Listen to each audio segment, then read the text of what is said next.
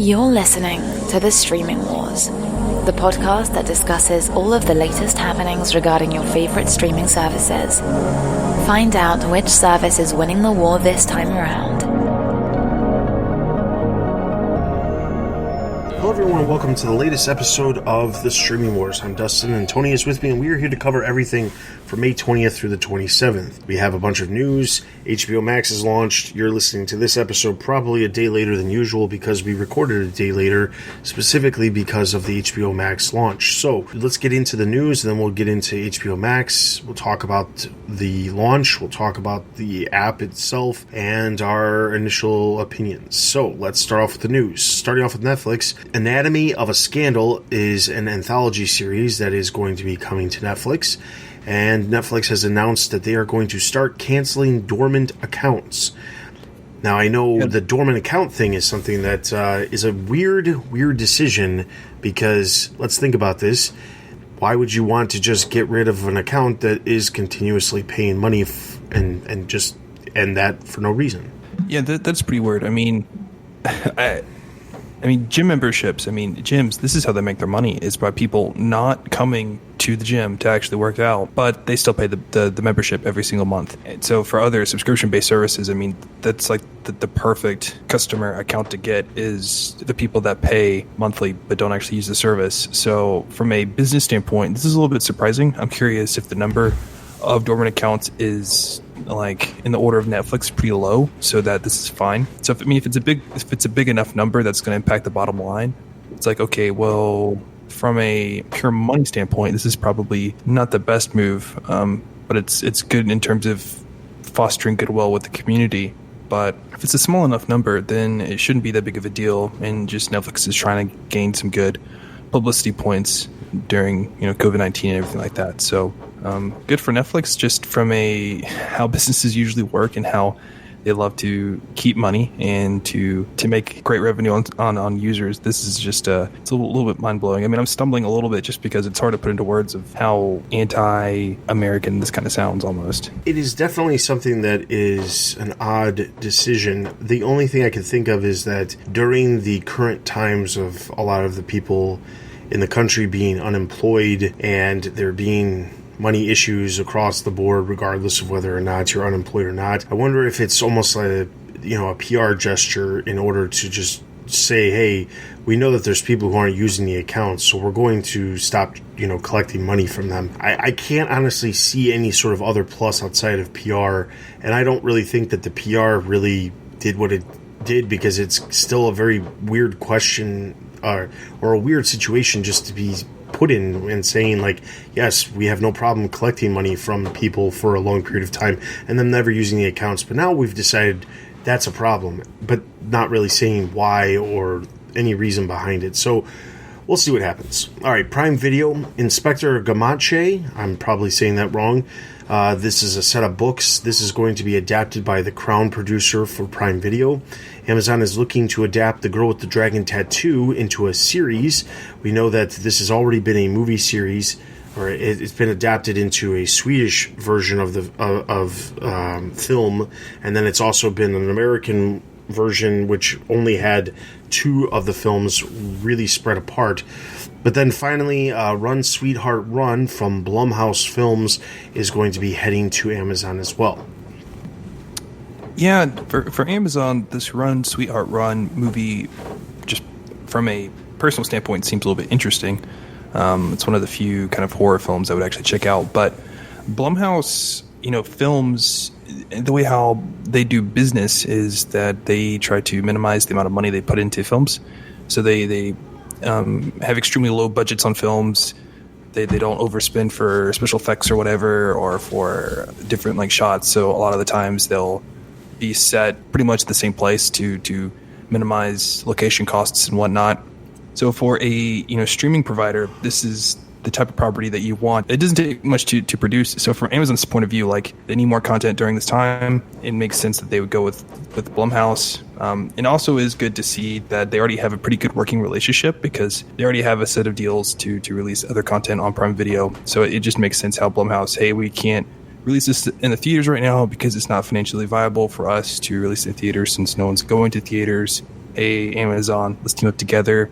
This would fit in line with your business and how streaming works, but then also it kind of goes in line already with our other previous deal. So this is a great win for Amazon, and it's a great win overall for streaming industry. Of once again, they're getting films that were headed to theaters and now they're being sent to streaming. So this is great.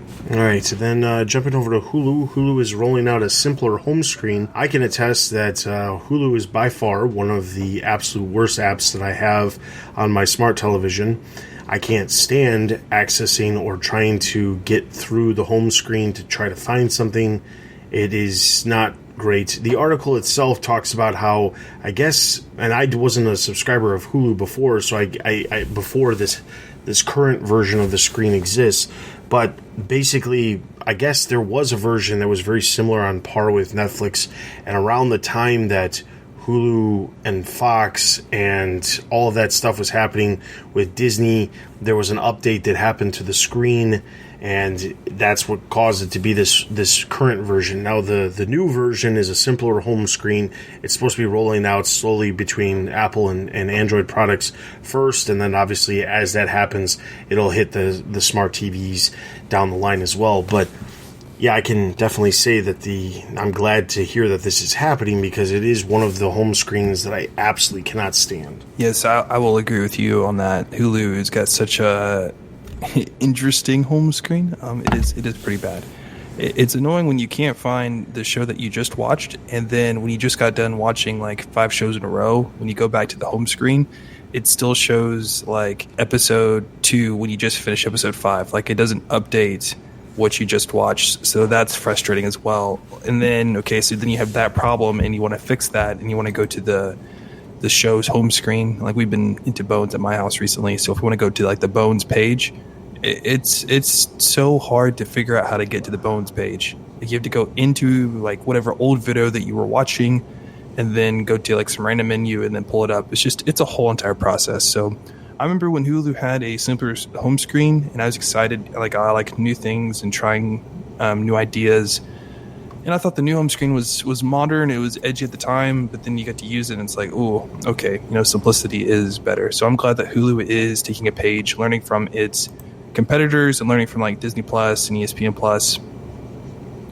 So overall, I'm very happy with this. And then also it brings a little bit synergy between the brands of Disney Plus and Hulu and ESPN Plus, of trying to have maybe not the same exact interface, because they are 3 different products, but 3 different individual products, but a consistent user experience of, okay, like similar ways that you would scroll through the app, similar ways that you would get to a series page, a similar way to access, accessibility controls and whatnot. So I do appreciate that Disney, as the company, is looking at all their products and, okay, how can we give them each a personality, but give each one also consistent features between the different brands. All right, so then there's nothing for CBS All Access. Apple TV Plus, there's Apple has snagged The Greatness Code, which is a sports docuseries which will feature Tom Brady and LeBron James. Gawker may be returning in the form of some sort of series at Apple. Fragglerock Reboot has landed a series order at Apple TV Plus. And interestingly enough, not specifically mentioned in that article, but news that I definitely read.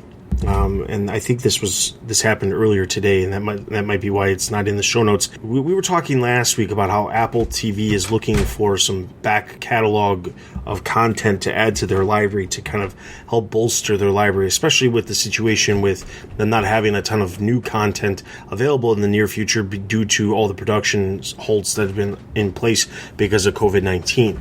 That said, we heard word that they were looking for content, and interestingly, there hasn't been any movement on that, except for the fact that when this announcement landed that there's a Fragglerock series. Now, just to also put this in perspective, there was a Fragglerock special that was released a couple months back on Apple TV Plus. And at the time, there was an Apple TV Plus series for Fragglerock being worked on, but nobody had really heard any details about when it was happening, when it was coming, anything like that. This special kind of popped up out of nowhere, was also made free right away when it was released so that people could check it out. And almost here we are, I think 2 months after that happened, here we are, Fragglerock is getting a reboot. Well, conveniently, it was also announced that the entire back catalog of all Fragglerock content is also coming to Apple TV Plus. Now, while I don't have an issue with Apple obviously going and getting it, it shows that I guess they're interested in potentially just getting content that's based off of the properties that they have or that they're working with and things like that. So it'll be interesting to see what other possibilities. There is obviously previous seasons of Amazing Stories that they could add to the service if they wanted to, go after the rights for those. There is other content out there too that in some way ties to some of the properties that they have. They could go after the original Ghost Rider TV series if that's what they're going, if that's their goal. But it was interesting to see that was happening. There was also word that the Tom Hanks film Greyhound has also landed at Apple TV Plus, which is a World War II action film, which was originally set to air in theaters, but again, was another one of those films where it couldn't find a release date timed well enough to work out. So now it went to the streaming services and Apple TV Plus bought it. Just the reported price, the bid that Apple put in for it was like $70 million. That's a lot. So that was a little bit surprising to land the rights to Greyhound. I'm a Tom Hanks fan. Anything that he does, I love World War II and just The Greatest Generation. And anything World War II related, most of those movies usually turn out very, very well. My thing is, it just, for me, it shows that Apple TV has kind of realized where they are, and that they thought that they could just roll out a studio and just immediately compete, given that they have the iPhone, and that's not the case. And so it seems that they've been on a big hiring spree as of late. Okay, like they need the right people to contend with a Netflix or Disney Plus or Hulu, and then they also need to essentially spin their way out of where they are. And either that's in marketing, which I've seen a lot more marketing for Apple TV Plus, which has been a little bit surprising. Even more so, it's just spending on content and trying to get content. Really, just it seems like almost any content that they can get, that they're just spending. So it's they're trying to spin their way out of where they are, and I'm curious from a longer term how that's going to work. Can they spin their way out of such their low position in the market right now? Just because Apple TV Plus, we reported what was like 2 or 3 episodes ago, where they had like 5 billion active users. Like that's just such nothing for a streaming service. So they're trying their best, and good luck to them. But yeah, this is $70 million for this movie is a lot. It really almost feels like they have money, so they're going to spend the money in whatever way they need to get some sort of content that could potentially draw some people in. And I'm not saying, and I just like you, I am a Tom Hanks fan, World War II films. It's all checks boxes of things that I would enjoy, but at the same time, it does beg the question of whether or not it was actually worth $70 million. And the other part of it, of course, is that was the film, I don't know what the budget of the film was, but was the budget even close to that? If the budget was $30 million or $40 million, and then they made another $30 million on top of it based off this deal, it's very interesting. All right, so Disney Plus, there is a Muppet show that is going to be heading to Disney Plus in July called Muppets Now. Jumping over to Quibi, AirPlay support is now available for Quibi. Chromecast has been pushed to June. So if you remember correctly, we were talking the end of April, and they announced that they were going to be fast-tracking streaming to the television so that you could watch content. It was about, I want to say, 2 or 3 weeks ago, they announced that it was going to be available on Apple devices. How it was going to be available, they never actually said. They just said now it is available on Apple devices, and everyone just assumed it was AirPlay, but it turns out that wasn't the case because AirPlay wasn't enabled until just this week. The Chromecast thing, of course, bugs me because that's how I would stream stuff from my phone to my television, and I don't have that ability. I can also say that I recently unsubscribed from Quibi and deleted the app because I went over 2 weeks without using it and decided it's not worth it. I don't care that I still have a month and a week left on my free membership. I'm done. So that's essentially what I did last week. So that's pretty funny. This is great for Quibi.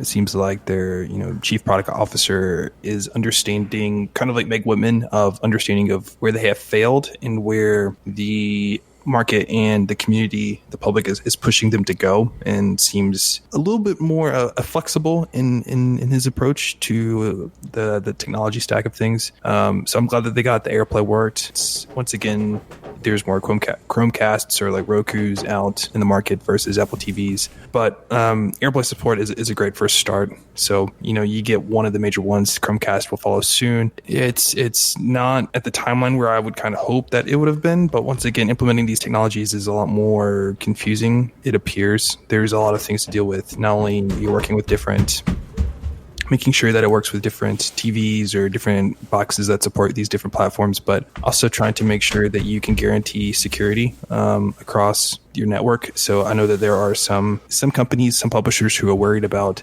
digital medium and having their content spread via the internet, and how do you guarantee security and stuff like that. Anyway, that's pretty boring. The point is that that's kind of hard to do, and I can see how that could snag up some engineering teams. So I'm glad to see that they're pushing forward, that they've released one product and that there are another one's coming out in June. So that's great news to hear. I'm just Quibi. We will see what happens to you. Maybe this is what we need. Or maybe it's just a little too late. Well, that too. But it seems for the United States, it seems that starting to open back up probably will be that there are more people who are going to be commuting once again back to work. So I'm curious to see if Quibi's usage increases as restrictions ease and people go back to work and ride subways and stuff like that. But once again, that's like for another 2 months. We'll see how that goes. But I agree with you. It's probably dead. It's just been real. Yeah, speaking of the U.S., the one thing that I do need to just take a quick moment to mention, because it's something that was brought to my attention. We actually had a listener. His name is Chris. He's actually in the UK, and he said that Quibi has actually launched in the UK with a very soft launch. He said he didn't know anybody who had watched any shows, and nobody was really talking about it whatsoever. He also mentioned that he believed that it was also available in Germany as ad-free. That was the option. It said in the UK, you can only get the ad-free option, and he had no intention of keeping it after the trial. But I didn't even know at that point. But prior to that message actually coming over through our Instagram, I had absolutely no idea that Quibi was actually available outside the United States. And I have to question whether or not there's even I don't understand why they would launch in other territories unless they had content specifically for those territories, those other regions. It just doesn't make any sense. There's a lot of daily essentials, but they focus around stuff that's happening here in the U.S., not happening outside the U.S. There's only a couple of shows that have a more worldwide view of content, and I don't know, it just seems like a weird thing. But I guess ultimately, if it was easy to launch, they don't have to worry about any licensing rights, because obviously they own all the content, or that they license all the content that they have specifically for their service. So it's not like a lot of the other services that have to worry about juggling the licensing rights for content they have on their service. So I guess overhead wise, it's probably not super expensive outside of just having the servers available to do it and having the infrastructure in place to have it, be accessible to, potential customers. But it does seem strange, because as Chris pointed out in the messages that he sent over to us, nobody really even knew it was happening. It just kind of happened. So, yeah. Oh, wow. That's pretty crazy. Anyway, Chris, thank you for messaging us and letting us know that. Yeah, I think it's a little bit, I think people outside the United States probably watch a little bit of U.S. reality TV shows just to laugh at us a little bit. But the Daily Essentials wouldn't really make that much sense outside the United States, just due to them being usually just news related or things related to what's happening currently in the United States. So yeah, that would be pretty weird. That's just so surprising, and how just soft of a launch that is. Yeah, that just kind of blows my mind a little bit of why they didn't push that more, because the UK is a pretty big market, UK, EU, going out from there. So, wow. All right, so then we're going to jump over to HBO Max. Before we talk about all of the launch details and things like that, let's go over some of the content news that has been announced. BJ Novak, best probably known for working with The Office and a number of other shows, actually. He is developing a comedy called Young People for HBO Max. Chelsea Handler will have her first comedy special in 6 years. at HBO Max. The Bachelor and its spin-offs are heading to HBO Max as well. These are including not only their spin-offs here from the States, but also a lot of the international spin-offs as well from the UK or in Australia and a variety of other ones. So there's lots of content there. They did announce prior to it that they announced 7 new distribution partners. That actually is a little bit higher because as of this morning, when they launched the actual app, Comcast actually joined the group. And if you are a Comcast subscriber, you actually have HBO Max able to be used through that new Xfinity Flex device, as well as the Xfinity DVR box set-top box that you have. HBO Max is accessible on both of those. That deal must have came through at the very last moment because it wasn't even announced until after the service had actually launched. There was 2 services that it didn't launch on, which we'll get to in a second. However, the one thing I want to talk about before that is a study that popped up that was talking about the content that people were looking forward to actually on the service. It actually said that respondents said they were more likely to subscribe to HBO Max because it includes TV shows and movies from HBO. That is slightly higher than the people who said that they would stream because of the Warner Brothers TV library, which of course includes Friends and then some other shows as well. The DC Extended Universe, which was that was something people said that they were interested in subscribing to HBO Max for. So the idea that Friends is the thing that's going to draw a bunch of people in is probably not exactly the most accurate thing, but it is going to draw people in. But I think there's other properties in general that are going to draw more people. HBO's library as a whole has a lot of content, and I don't think it can be matched by just 10 seasons of one single show. Obviously, there's plenty of people who are going to look forward to watching Friends on HBO Max, but it was interesting to see that like Game of Thrones, other HBO shows, the Warner Brothers TV library, DC content, that kind of stuff was the stuff that was actually drawing people to the service as well. Yeah, this is pretty interesting. I think for a long time I would have said that. Yeah, like Friends is a huge deal, and I thought it would have been like one of the number one things, and it's not, but it's definitely one of the major players and the reasons why people are interested in HBO Max. But I don't think Friends' importance is diminished by this result. I mean, yeah, it's not number one, but in terms of individual properties, it's right behind Game of Thrones, right? I mean, the DCEU, the DC Extended Universe, like those are a collection of movies that kind of right now don't tell a complete story, and there's some people of the DCEU who might get mad at me for that comment, but the point is it's not like one contiguous story as in like Game of Thrones or Friends as individual properties. So I mean, Friends is number 2 behind Game of Thrones, which for a non-HBO property to launch on HBO Max, that's pretty impressive. So Friends is still a huge deal, and it's just 2 percentage points behind Game of Thrones. I'm surprised that the DCEU is this high, and that could be for a bunch of different reasons. One of them could be maybe kind of, if you want to think about it in terms of, was it stocks or gold, where you got like speculators a little bit. And I think that there are some people who, when they took the survey, were probably a little bit high on the DCEU because of the Snyder Cut stuff and not trying to upset more people there. But I could feel that there's a little bit like speculation. That's the best word I could think of right now to describe why the DCEU would be that high. Because I'm just surprised that there are that many people who are interested in the DC content, just because in comparison to like the Marvel movies in the Marvel Cinematic Universe, it just seems that the impression is that the MCU is way more talked about than the DCEU. So just that the percentage of people who are interested in that content is just surprising in my opinion, more so than it being higher than like Friends or Game of Thrones is very surprising. But overall, I mean, these numbers make sense, and it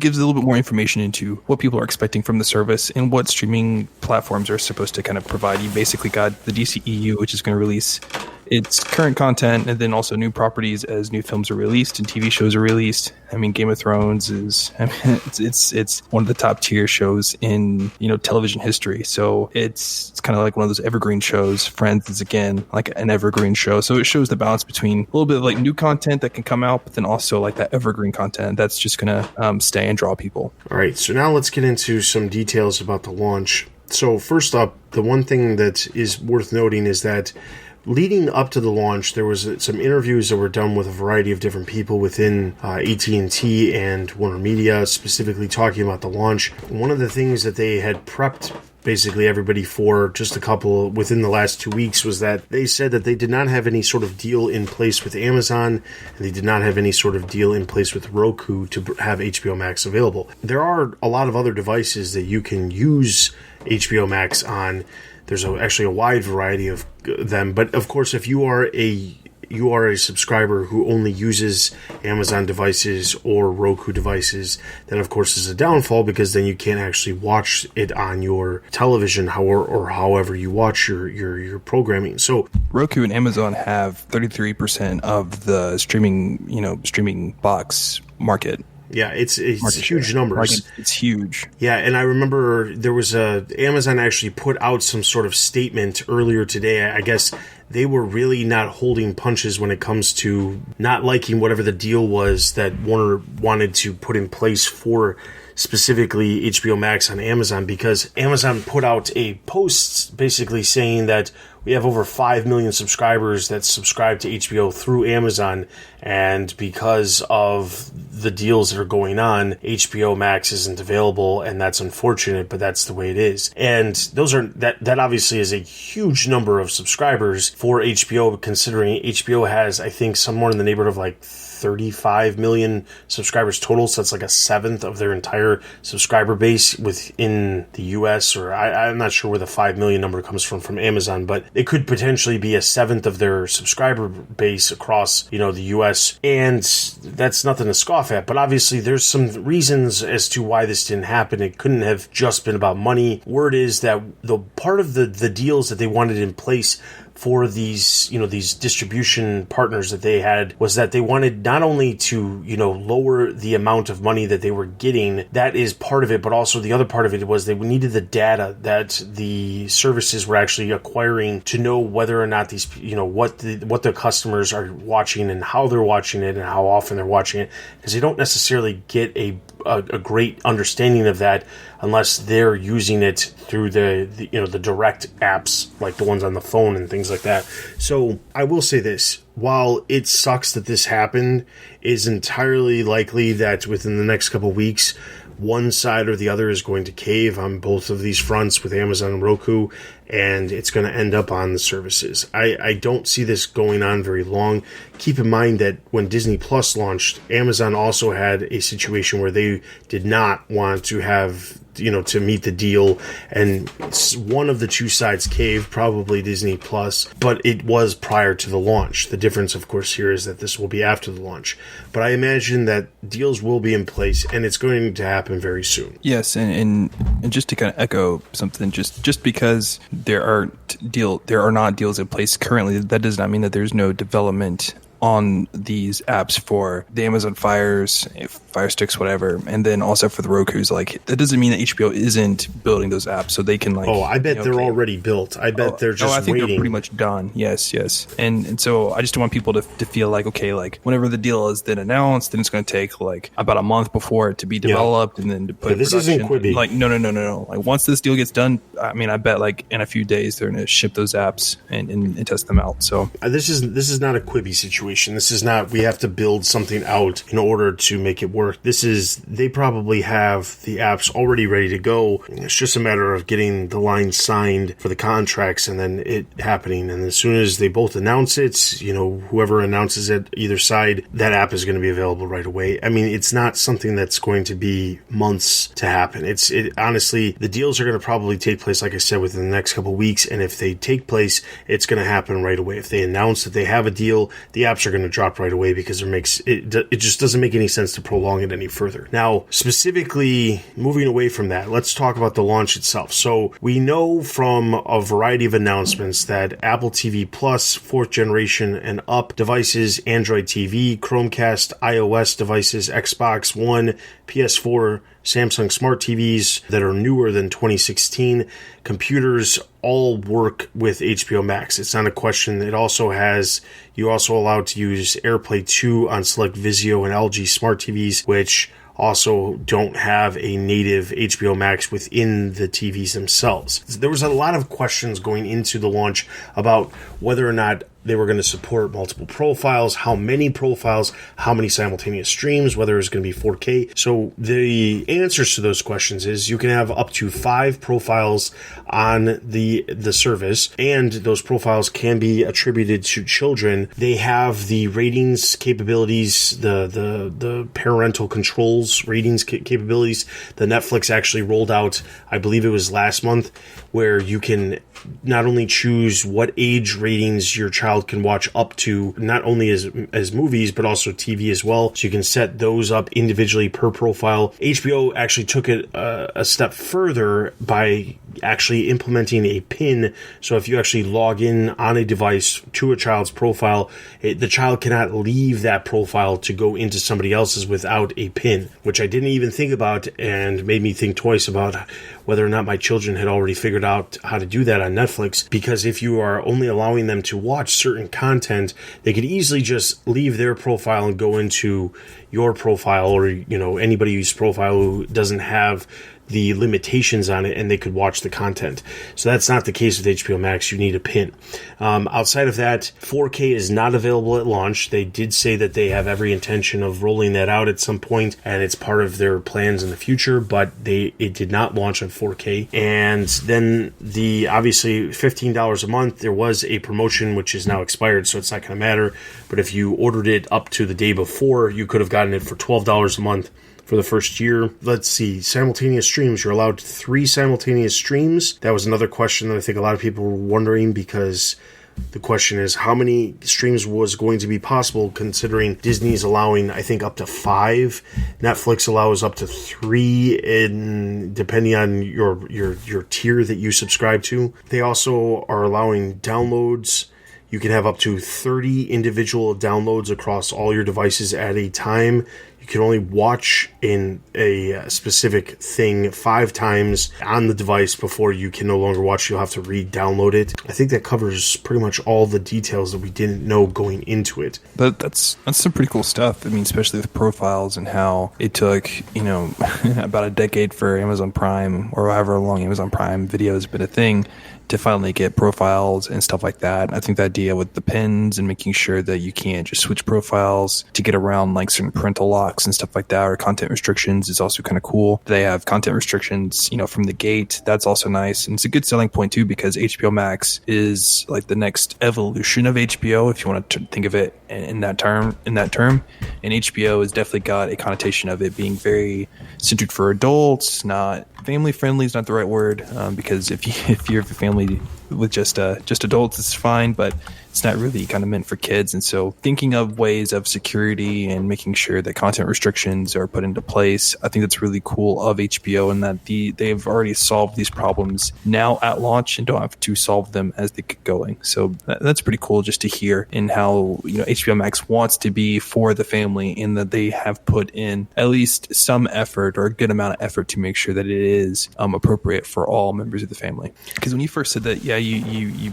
off the air, it's like, I got it for my kid, and I was like, whoa, for your kid, like you put on his tablet. Then you're like, they got like the profiles and the restrictions, and I'm like, wow, that is great just to hear, just because there were so many who were worried that it wasn't going to be for the family. They were smart about knowing that, one, just because they marketed towards the entire family, they need to make sure that the other content isn't accessible. We've seen Disney Plus doing some odd decisions with censoring certain aspects of movies and things like that, covering up things or CGing things to appear differently when it comes to some of the content that they have. And part of that has to do with the fact that the service is not designed for all ages. It's designed for all ages in the sense of they need it to be only for all ages, and not specifically having content that reflects older audiences in any way, shape, or form. And the thing is, while there are obviously exceptions to the rules, because the Marvel and the Star Wars films, a lot of them are rated PG-13, so obviously there's things there. You can see Hulk's naked butt in Thor Ragnarok, but you can't see the butt of the mermaid in Splash. So, it's some odd choices, but whatever. The point is, HBO is a service that's designed for the whole family. They want it to be for all members of the family. And the way they do that is by making sure that they can put the mature content that is meant for adults behind these parental, controls. So it's very smart that they made sure they did that. So I guess we'll talk about the launch. So I downloaded it today. I subscribed and got into it right away. I will say that I had absolutely zero problems with any sort of setup, installation, didn't have any issue. I have a Samsung Smart TV, so it was available on there with no problem. It was obviously available on my phone as well. Android tablet, also available. The catch, of course, is that I have a Roku on another television that my children use, and they have Amazon Fire tablets, which, of course, because of Roku and Amazon's, the situation with that's not going to happen right away. But like I said, I'm not worried about that. I'm sure it'll happen in the very near future. But for the meantime, I will say that as far as the interface goes, it was kind of interesting. Okay, so for the longest time, I've been a cable subscriber, and I typically would just record HBO shows and then watch them on my DVR. Well, very soon here, I'm going to actually be cutting the cord and just subscribed to streaming services, because I just don't have the time to watch a ton of content that's on cable in addition to the content that I'm already watching on streaming services. So one of the things I've been doing is I've been using the DVR a lot less. My contract's up in like a couple months, so I'm just waiting out until the contract's up. But in the meantime, I've been using the apps just to get more familiar with the apps and understand. So I've been using HBO Go for basically any sort of HBO consumption for the past couple months, and I will say, like, their app is very, very standard. It's not difficult to navigate. It's not difficult to find things. I will say, if you know what you're looking for, it's a lot easier to find than just stumbling across it. The one thing that was very interesting, though, was when I downloaded the HBO Max app on the Samsung TV. It is almost exactly the same interface as the previous HBO Go, and I'm assuming HBO Now as well.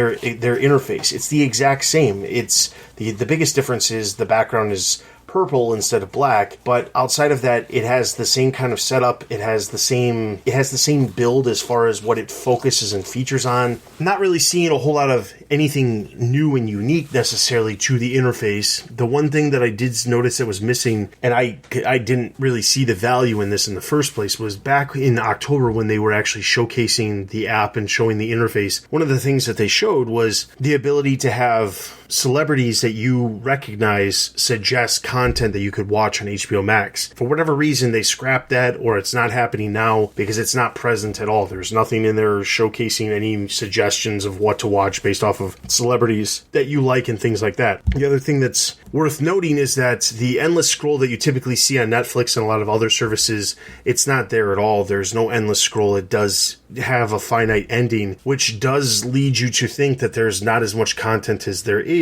because they're not showing you everything that's available. They're showing you small collections of what's available here or there. You can go in and search things, and there's a ton of content. If you know what you're looking for, you can find it. The other thing worth noting is that the hubs, there's less hubs than there was originally. They got rid of the TBS hub, True TV hub, TNT hub. These were hubs that they had shown in the previous interface back in October, but they weren't there now.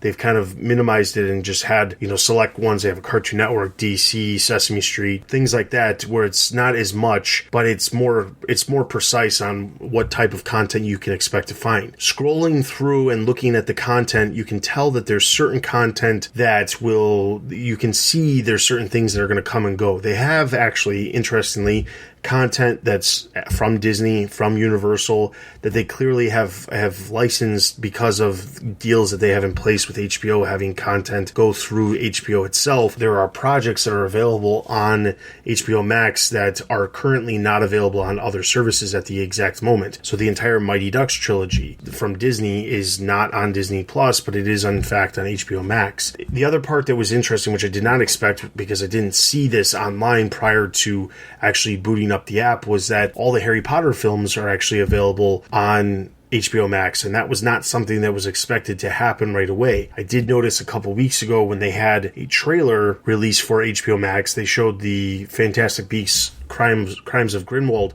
which was the latest one, and I just assumed, well, maybe that one's happening and going to be on there because it hasn't been out of theaters long enough. But turns out they must have cooked up some sort of deal with Universal because all of the Harry Potter films are available.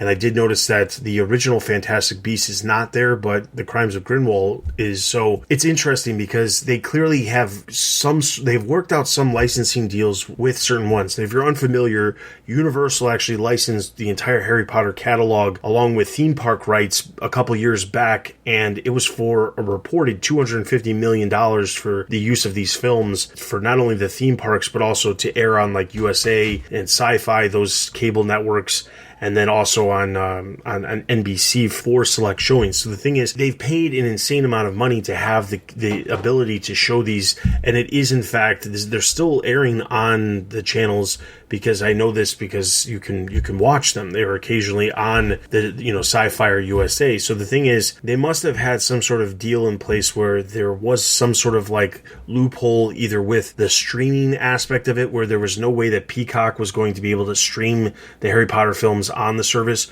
or there was some sort of joint deal put in place, because we know that Warner Media hasn't had an issue with sharing the rights to things. Rick and Morty is not only going to be on HBO Max, but also on Hulu. They're not opposed to sharing rights when it comes to certain things. So overall, I was pleased with what I saw on HBO Max. I think some people expected it to be like a complete nonstop shop for everything, and I think that it eventually will become that. But I think that a lot of people are underestimating how big the Warner library is and how much content is actually out there. The one thing that I find interesting was specifically I've heard comments about how there's not a lot of DC content, and to be honest, there really isn't a whole ton of DC content. They have all of the DC extended universe films other than Man of Steel. Justice League is actually leaving, and I think at the end of June, because it's going somewhere else for a run. But the weird thing about it is that they have obviously access to a ton of DC cartoons, DC shows, and while DC Universe exists as a standalone streaming service and does have almost all of that content that's missing, you can tell that they're being very particular about what they bring over to the service to not cannibalize what DC Universe is. So if you're looking for a lot of DC content, you're going to have to go get DC Universe still, because there's not everything out there. It's just like the situation with Crunchyroll. Crunchyroll has a ton more content than what you're going to find in the Crunchyroll section of HBO Max. And I think that over time that will grow. But I will say this, there's lots of content, there's tons and tons of stuff. Every HBO series is on there. There's an insane amount of content for people to check out and watch, and overall the reviews have been great. They didn't experience really any technical issues that I found anybody talking about online. It was pretty seamless. So I would say overall their launch was a success. I'm sure they want a specific set of numbers for, to warrant calling this a success, but I think that they did a great job. That's great. It's good to hear all that. I will be getting HBO Max in a few weeks. I'm doing a big move, so I want to wait till then and get a big TV and get to really enjoy everything. So that's what I'm waiting to get the service. I guess to kind of give a little bit of rebuttal to a few of your comments, I think the reason why the user interface between HBO Now / Go, whichever one you mentioned, because to me they kind of all run together, but the previous HBO online interface and the HBO Max interface are similar, is because they want a little bit of synergy from the people coming over from HBO Go / Now, customers coming over from that platform, so that, okay, like you have a little bit of recognition of where things should be, because it would be weird if you're telling that HBO Max can get all the stuff of HBO Now and the interface is different. That would throw you off as a customer. So that makes sense why the user interface is so similar, with some minor like color tweaks here and there. I get that from an engineering standpoint, and if it already works, like you don't need to reinvent the wheel. I think over time, I agree that they do need to bring in more of the other partners that they have. Yeah, like Crunchyroll and, DC Universe. Like, I get that they don't want to cannibalize those services, but I think for the future, I think that's what customers are going to want. And I think that they're going to have to make some decisions of how are they going to do that and what's the fate of Crunchyroll and DC Universe. So it's if you're paying $15 a month, I can see a large amount of customers really complain about that and really not force HBO's hand in a crazy way, but just really make them think of, okay, what is the best strategy going forward? But for a first launch, I think it totally makes sense. So from what I'm hearing, I'm excited about the service and I'm excited to get it and get going. I'm watching content. So that makes me excited. I'm curious what the first impressions will be from tech websites like Verge and whatnot, and we'll definitely get those by the end of the week. And I'm excited to come back next week and to hear all the initial feedback and see what the initial statistics were with subscribers and people who signed up and trials and stuff like that. So I'm excited for HBO Max, and I think it's going to be a great service and great to come back next week and discuss how well they did. They got to beat Quibi in my book, so as long as they beat Quibi, then I'm happy. Agreed. All right, so with that being said, HBO Max is out. If you are interested in subscribing, $15 a month, or you actually have the ability, if you're already an HBO subscriber, there's a good chance that you probably can access it for free through your providers that you currently have. I know we were talking about how we couldn't get it on the Rokus and stuff like that and the Fire Sticks, but there is a way I think we can get it. I have a Roku, so if you have like Hulu or something in one of those partners, I think you can definitely get HBO Max through those partners. Am I correct there? Yes, you could. You could, if you have a Roku, you could go into Hulu and then use that. I feel like we didn't access mention that earlier, so I just wanted to make sure that if you have one of these other services that does have a distribution deal like YouTube TV or Hulu, then you can watch HBO Max that way. That's probably how I'll be watching HBO Max until the native HBO Max app on the Roku comes out. All right, so with that being said, that is going to wrap up this episode. Be sure to check out the show notes for all the latest trailers that were released over the past week. In addition to that, you can follow us on Twitter for all the latest articles that we talk about here on the podcast and some that we don't. You can follow us on Instagram for all the latest announcements related to new episodes of the podcast releasing. You can send us an email at thestreamingwars@gmail.com with any questions, comments, concerns, feedback, anything you'd like to share with us or like us to talk about on a future episode. With all of that being said, for Tony and myself, guys, continue to stay safe out there and we'll see you guys next time. Thanks for listening to The Streaming Wars. Check us out on Twitter and Instagram. Also consider supporting us on Patreon. Links can be found at thestreamingwars.io.